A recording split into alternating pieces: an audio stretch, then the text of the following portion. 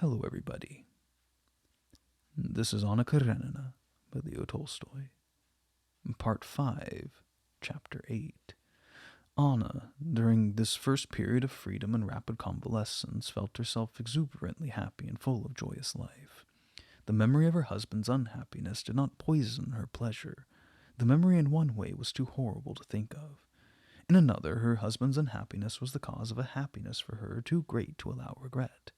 The memory of everything that had followed since her sickness, the reconciliation with her husband, the quarrel, Vronsky's wound, his sudden appearance, the preparations for the divorce, the flight from her husband's home, the separation from her son, all this seemed like a frightful dream from which her journey abroad alone with Vronsky had relieved her.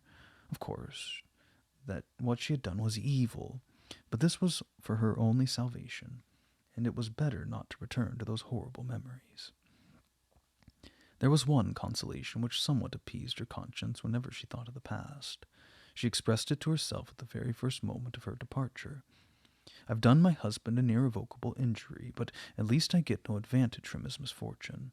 I also suffer and shall suffer. I give up all that was dearest to me. I give up my good name and my son. I have sinned, and therefore I do not desire happiness or a divorce, and I accept my shame and the separation from my son." But however sincere Anna was when she reasoned thus, she had not suffered. She had felt no shame.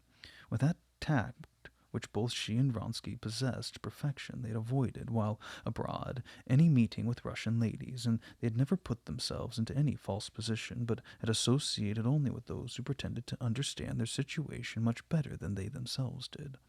Nor even the separation from her son, whom she loved, caused any pain at this time. Her baby, her daughter, was so lovely and so filled her heart that she seemed to have only a daughter, and rarely thought of the son. The joy of living caused by her convalescence was so keen, the condition of her existence were so new and delightful, that Anna felt extraordinarily happy. The more she came to know Vronsky, the more she loved. She loved him for his own sake and for his love of her.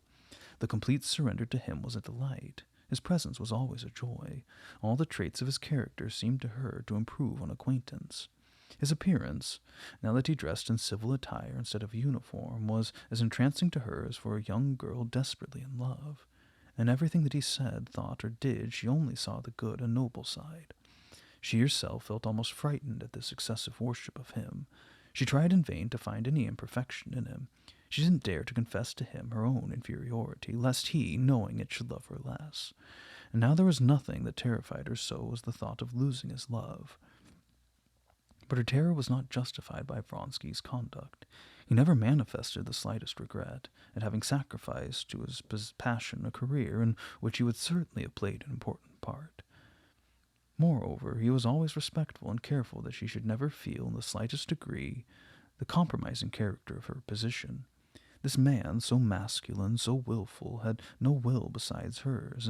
His only aim seemed to be to anticipate her desires.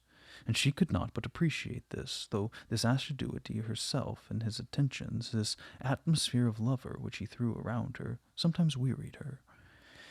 Vronsky, meantime, notwithstanding the complete realization of all that he had desired so long, was not entirely happy. He soon began to feel that the accomplishment of his desire was only a small portion of the mountain of pleasure which he had anticipated. This reality now came to him like the eternal error which people make, who imagine how great their pleasure will be in the accomplishment of their desires. When he was first united with her and had put on his citizen's clothes, he felt all the pleasure of a freedom such as he had never known before, and he was satisfied with that and with her love, but not for long. He soon began to feel his soul desires that caused pain. Involuntarily he began to follow every light caprice as though they were serious aspirations and ends. To fill 16 hours each day was not easy, living as they did abroad in perfect freedom, away from the social and military duties that took his time at Petersburg. He could not think of trying the distractions which he had known in the previous trips abroad. One time a scheme of a supper with some acquaintances caused Anna a most unexpected and uncomfortable storm of despair. The enjoyment with foreign or Russian society was impossible on account of the peculiarity of their relation. and to amuse himself with the curiosities of the country was not to be spoken of, not only because he had already seen them, but because in his quality of Russian and man of sense he could not find in them that immense importance that the English are pleased to attach to them. And as a hungry animal throws itself on everything that falls before its teeth, so Vronsky, with extraordinarily indiscrimination, attacked now politics, now painting, now new books. When he was young, he had shown some inclination towards art, and not knowing what to do with his money, he made a collection of engravings.